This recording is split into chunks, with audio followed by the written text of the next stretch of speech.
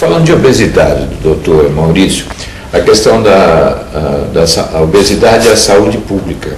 A obesidade também não passa a ser um problema da saúde pública? Como você pode passar uma comunicação em relação a isso e quais são os cuidados que nessa idade, por exemplo, de pré-adolescência, adolescência, que você deve ter em casa com os filhos?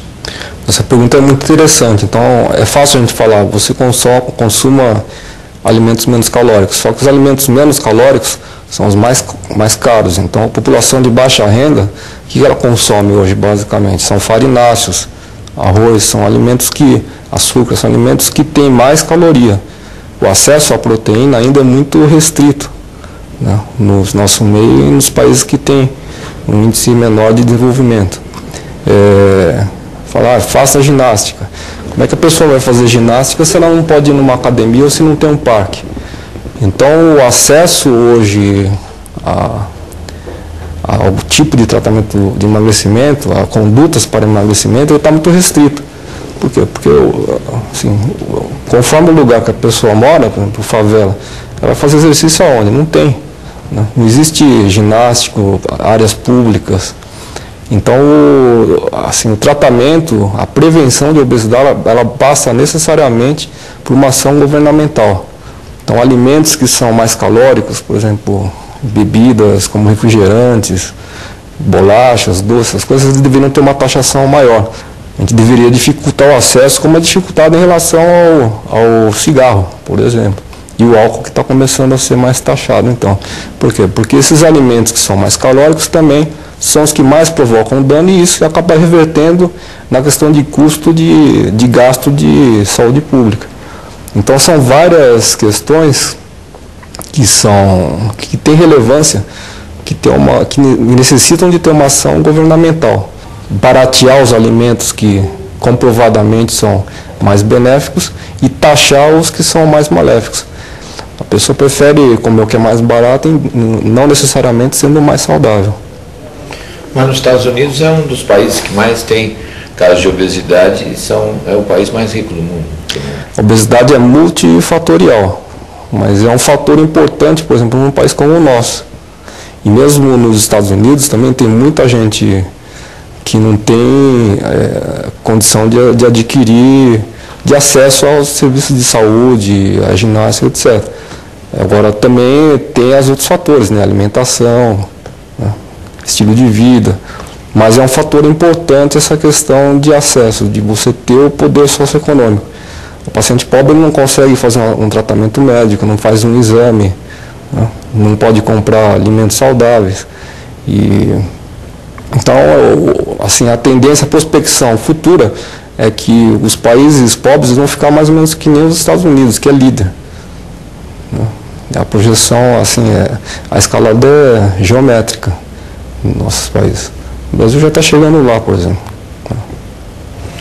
Doutor Maurício, queria que o senhor deixasse, então, 5 atitudes ou mudanças de hábitos para os nossos telespectadores que pudessem vir auxiliar na qualidade de vida das pessoas que estão nos assistindo. Então, eu vou falar mais direcionado ao público do programa, que é principalmente de executivos. Então, o que acontece muito frequentemente é a pessoa morar longe de onde trabalha. Então, acaba perdendo 1 hora por dia ou 2 no trânsito. Se a pessoa perde 2 horas por dia no trânsito, então, numa semana são 10 horas. No mês são 40 horas. No ano são 480 horas, ou seja, ele perde 2 meses, né, dentro do trânsito. Isso é um tempo que a pessoa poderia estar em contato com o filho, fazendo exercício, é tempo jogado no lixo. Isso é uma questão que é muito importante. Então, eu acho que a tendência vai ser a pessoa nem comprar mais casa, vai ser ficar alugando e vai ficar morando próximo ao trabalho. Não dá para se deslocar mais, vai acabar ficando inviável. Essa é uma questão. Outra questão é o check-up. Então, muita gente acredita que você tem um check-up bom, você está bem de saúde. O check-up ele pode mudar em questão de horas ou dias. Então, o que normalmente é feito? O paciente ele faz uma dieta rigorosa antes do exame, para ter a ilusão que o exame está bom. E, na verdade, ele não está refletindo o padrão dele. Ele acha que aquilo lá está bom. E você pode ter um exame cardiológico perfeito e dias depois ter um infarto, por exemplo.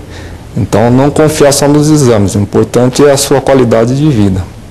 A qualidade de vida ela vai refletir nos exames, não ao contrário. A gente não pode só acreditar nos exames. Terceira coisa é a atividade física. Então, a American Heart Association está preconizando hoje meia hora de caminhada 5 vezes por semana. É pouco. Você pega 24 horas do dia, meia hora, né? Não dá nem a leitura de um jornal. Então, hoje não é mais desculpa para ninguém você deixar de fazer exercício. E não é nem correr, é andar. Outra questão é manejo do estresse.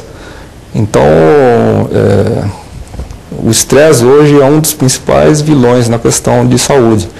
Então, a gente tem que ter o foco não só voltado para os negócios, mas também em relação a familiar, a amigos.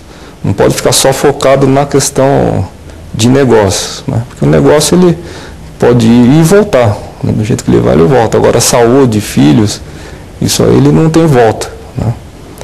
E eu acho que basicamente é isso, essas ações no nosso dia a dia, né? A gente tem que viver a vida de um jeito mais simples, né? Não pode ser tão competitivo, a gente não precisa ser o melhor, tem que fazer um bom trabalho, né? Não adianta ser o melhor e morrer na praia, né? Obrigado, doutor Maurício. Obrigado. E para você que está nos assistindo, a gente volta já logo após o break.